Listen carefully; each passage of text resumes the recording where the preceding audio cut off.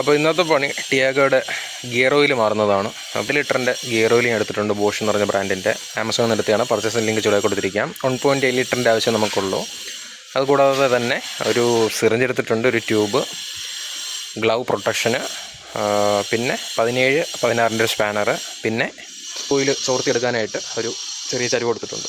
കാറിൻ്റെ അടിയിൽ കയറാനായിട്ട് ആക്സസ് എളുപ്പത്തിന് ഒരു വീല് ഒന്ന് പൊക്കി നിർത്തിയിട്ടുണ്ട്.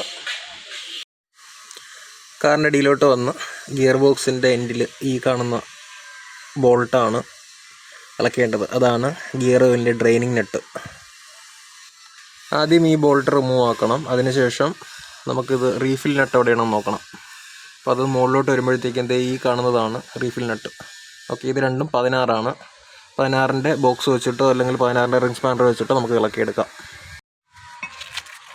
ഇപ്പോൾ 16ൻ്റെ റിംഗ് സ്പാനർ വെച്ചിട്ട് ഇത് പതുക്കെ ഇളക്കണം. നല്ല ടൈറ്റ് ആയിരിക്കും. ഞാനിതിപ്പോൾ ലൂസാക്കി വെച്ചേക്കുന്നതാണ്. ഇളക്കിയെടുക്കുന്നതിന് മുന്നേ അടിയിൽ നമ്മുടെ ഓയിൽ ചോർത്തിയെടുക്കാനുള്ള പാത്രം വയ്ക്കുക.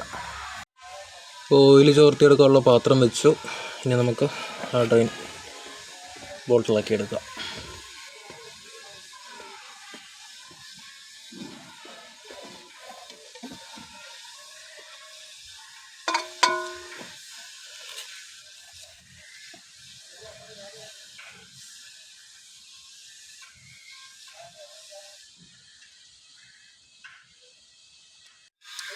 അപ്പോൾ നമുക്കിനി ഈ കാണുന്ന ഡ്രെയിനായിട്ട് ഊരിയെടുക്കണം. ഓൾറെഡി ഞാനത് ലൂസാക്കി വെച്ചേക്കുകയാണ്.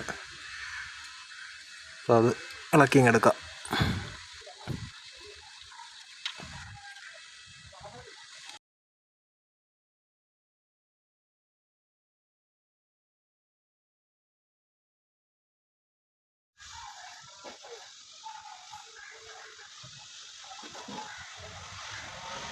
തിരിച്ചിടുന്ന സമയത്ത് മാഗ്നറ്റ് ഉള്ളത് താഴെയും പോകണം, മാഗ്നറ്റ് ഇല്ലാത്തത് മുകളിലും വരണം. മാഗ്നറ്റ് ഉള്ള ഡ്രെയിൻ നട്ടും മാഗ്നറ്റ് ഇല്ലാത്തത് റീഫില്ലിംഗ് നട്ടുമാണ്.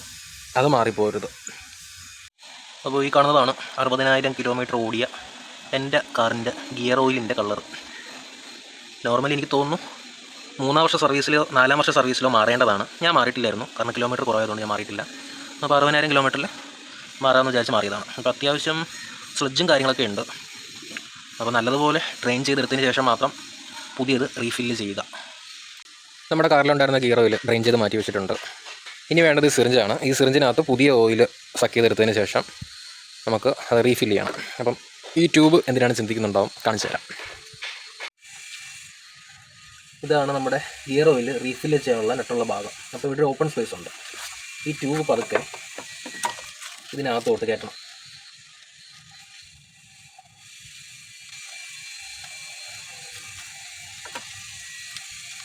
അതൊക്കെ അകത്തോട്ട് ഇൻസർട്ട് ചെയ്തതിന് ശേഷം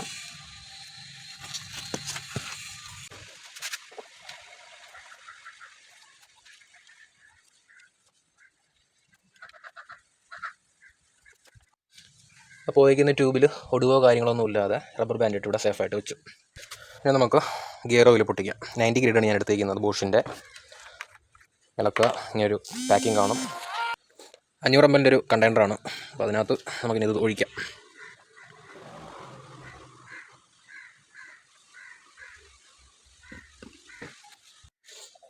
ഞാനിത് എന്തിനകത്ത് ഒഴിച്ചതെന്ന് വെച്ച് കഴിഞ്ഞാൽ, ഒന്ന് സിറിഞ്ചിൽ എനിക്ക് ആക്കിയെടുക്കാൻ ഇതാണ് എളുപ്പം.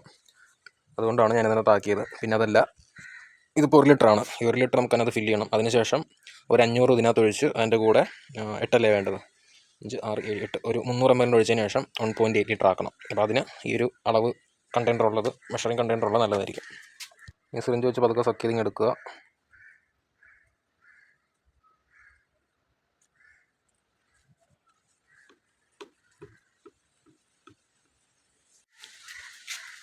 ഇവിടെ നമ്മൾ നേരത്തെ എടുത്ത് വെച്ചേക്കുന്ന അതിൻ്റെ എൻഡിലോട്ട് സിറിഞ്ചിൻ്റെ അറ്റം അകത്തോട്ട് ഇൻസർട്ട് ചെയ്ത് കൊടുക്കുക.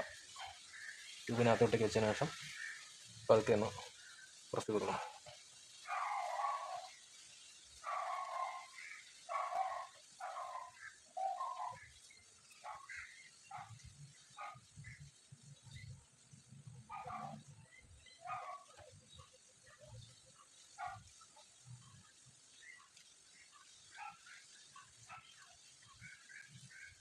ഇതിങ്ങനെ ചെയ്യുന്നതിന് മുന്നേ ഉറപ്പായും അടിയിലത്തെ ഡ്രെയിൻ നട്ട് ടൈറ്റ് ചെയ്തിരിക്കണം. ഞാൻ ടൈറ്റ് ചെയ്തിട്ടുണ്ട്, കാണിക്കാൻ വിട്ടുപോയി.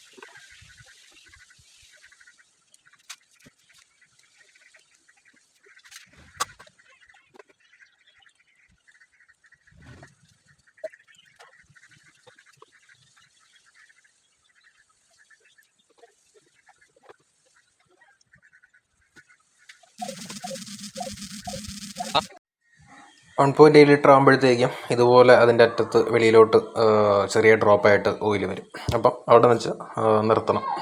എന്നിട്ട് ട്യൂബിളൊക്കെ എടുത്തതിന് ശേഷം നമുക്ക് നട്ട് റേറ്റ് ചെയ്ത് വയ്ക്കാം.